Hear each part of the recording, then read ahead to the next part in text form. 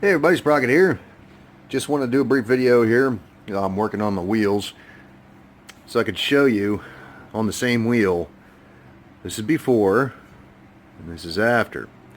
And what I'm using is this here paint and rust remover.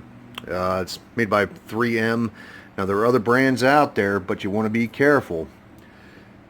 They cost less, but you are getting what you pay for. I've used a few of those before and they literally, this here black stuff just flew apart and then they were junk and there was nothing left. Plus, when those pieces go flying, it doesn't feel good when they hit you. So I don't know how well you can see this. I'm going to get this as close as I can. So you see here this dark streak where my thumb is, right? That is rust.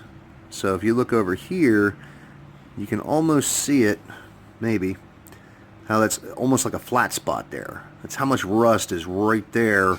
Now that would have been sitting right next to the tire. Well, thank you for finally focusing. And you can see some of it's still in there because that stuff is down in there real hardcore. But that's how shiny it gets. Take that paint and rust remover to it. Now this black stuff here, this is bead sealer. Somebody used bead sealer on the tires. I guess they were leaking or something. Either that or it's just something that they did when they put the tires on them. But that stuff there, that's kind of tricky to get off of there too. So hence the paint and rust remover. Now what I do after that is I take this here scuff pad and run it over top of this here just to make sure that I don't have any super like deep ridges, because that thing is that paint and rust remover is pretty aggressive. So take that to it. Now I'm going to show you this. I don't know if I showed you before how crusty the inside of these wheels are. Okay, that's before. I haven't touched that yet, so I haven't done any cleaning on that yet. I'm going to show you this other one. I'm going to go for a walk here again.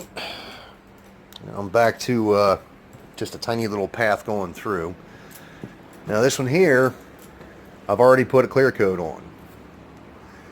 That's just to keep it from going any further.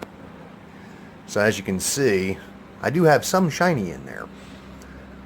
Now I put it's a satin finish clear is what I'm using. That right there. It's what does it say? Paint and primer in one. But basically all I'm trying to do once I get that all cleaned up is to encapsulate whatever is left of the rust. So you can see the staining from the rust that's still there in the chrome. But yeah, it's just to keep that from going any further.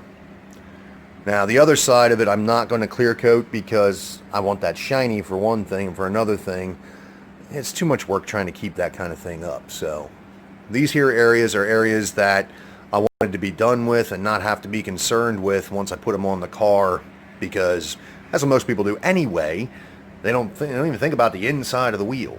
So that's one of those things I try to do, is think about stuff that no one else does when they're doing work on cars and things of that nature.